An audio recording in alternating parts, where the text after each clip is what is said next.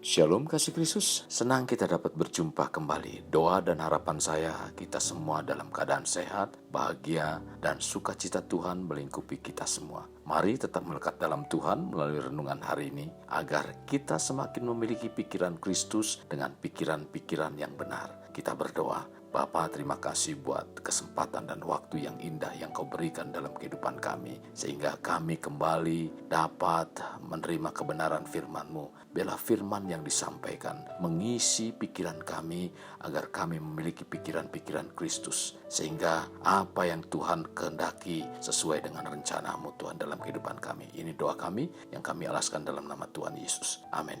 Melekat dalam Tuhan bertema mempengaruhi pikiran. Terdapat dalam Ibrani 11 ayat 17, demikian firman Tuhan.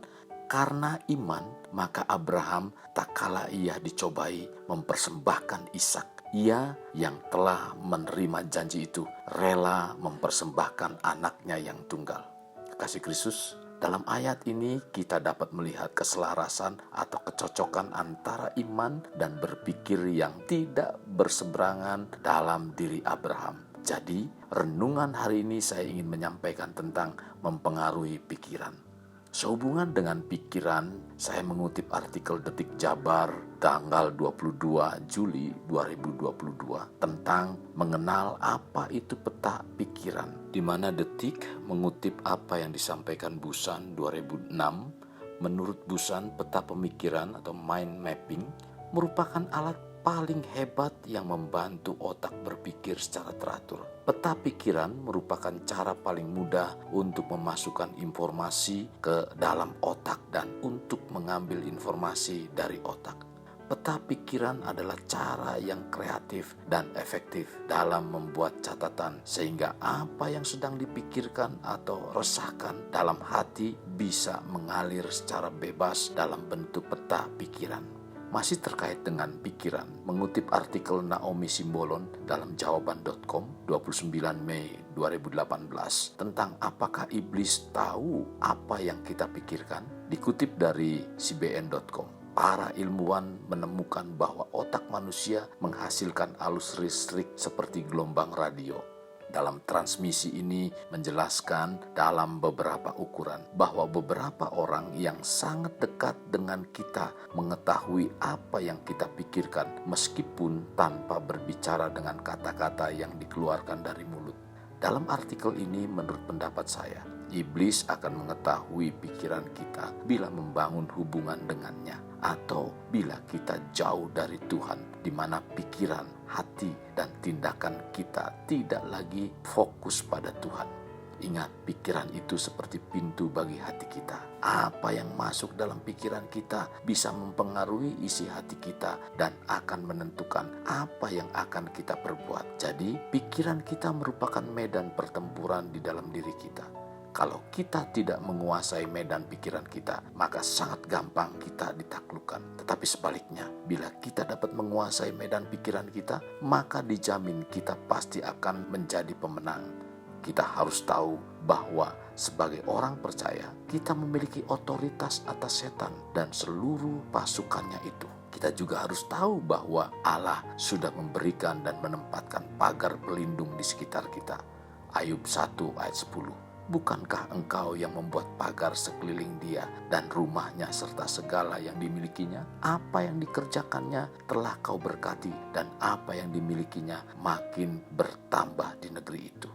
Sepanjang kita hidup di dunia ini akan selalu ada pertentangan dan peperangan di dalam diri kita. Kita akan menghadapi situasi demi situasi yang mengharuskan kita memilih apakah kita akan melakukan hal yang baik atau buruk, melakukan kebenaran atau tidak, melakukan hal negatif atau positif, mengikuti firman Tuhan atau mengikuti kehendak kita sendiri. Dan kemenangan atau kekalahan kita akan ditentukan oleh apa yang kita pikirkan. Kita tidak bisa mencegah siapa yang datang mengetuk pintu rumah kita, tetapi kita punya pilihan mempersilahkan masuk atau membiarkan tetap di luar. Kita tidak bisa mencegah apa yang datang kepada pikiran kita, tetapi kita bisa mengendalikannya. Kita bisa menolaknya. Kita pun bisa memilih untuk memikirkannya. Bila seseorang mengisi pikirannya dengan pikiran kotor dan cabul, bukan sesuatu yang heran apabila dia terdorong untuk berbuat cabul. Apabila hal itu terus-menerus terjadi, terus-menerus mengisi pikirannya dengan pikiran cabul, perlahan tapi pasti dia akan berbuat cabul. Juga sebaliknya, apabila kita mengisi pikiran kita dengan sesuatu yang baik, sesuatu yang benar, semuanya itu akan menjadi makanan rohani dan energi yang menguatkan kita untuk melakukan sesuatu yang benar. Pikiran kita akan dipengaruhi oleh apa yang didengar oleh telinga kita. Demi kesehatan pikiran kita, mari kita tetap melekat pada Tuhan, artinya senantiasa memiliki hubungan atau jangan terlepas dengan Tuhan. Itulah sebabnya kita tetap merenungkan firman Tuhan atau saat teduh. Biarlah ini menjadi pola dan gaya hidup kita.